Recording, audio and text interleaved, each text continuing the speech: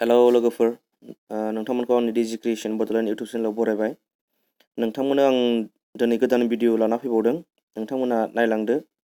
नाथाय बेखौ गोबाङानो मिथिखायो, नाथाय 70-80% मानसिया मिथिखायो जानो हागौ आरो सोरबाया मिथिया। बे मोनथियैफोरनि थाखायसो बानायनाय जादों दे नोंथांमोन बे भिडिअखौ। आं एसे गुसुं थाब खालामगोन। बेखौ बोरै खालामनांगौ होननानै बुङोब्ला नायलांदो नोंथांमोन। बेयो जाहैबाय नोंथाङा जुदि सोरनोबा भिडिअ एबा फट'फोरनो सेन्ड खालामोब्ला जोङो डाइरेक्ट खालामो। बेबायदि डाइरेक्ट फट' सेन्ड खालामोबा मा जायो, जेनेबा साप'ज आङो हरनोसै सासे मानसिनो एगजामपोल जेनेबा आङो मौसुमिनिफ्रायनो हरबाय फट'। बिनो ओरै थांनानै जेनेबा नैबे गेलारियाव थांनानै जेनेबा एगजामपोल आङो मोनसे फट' हरबाय हेपि फ्रेन्डशिप डे बेखौ हरबाय आङो।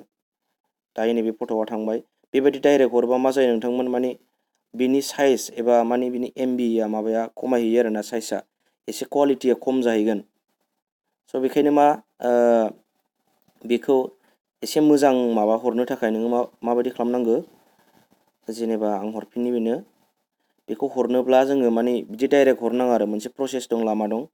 बियो जाहैबाय नै बावहाय थुयोब्ला बाव थुनाय लोगो लोगो डकुमेन्ट दं।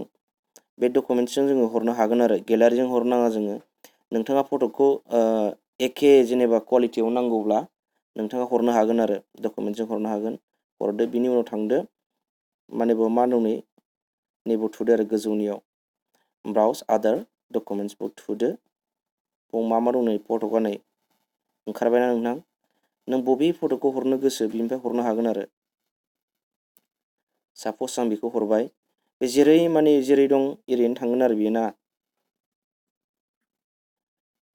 बेजों हरोबा डकुमेन्टसजों हरोबा नों जेरै दङ एरै बेखिनियानो थांगोन बियो। नै सेन्ड ओंखारबायना, नै बेबायदि जेपिजि जाहैगोन आरोना बियो।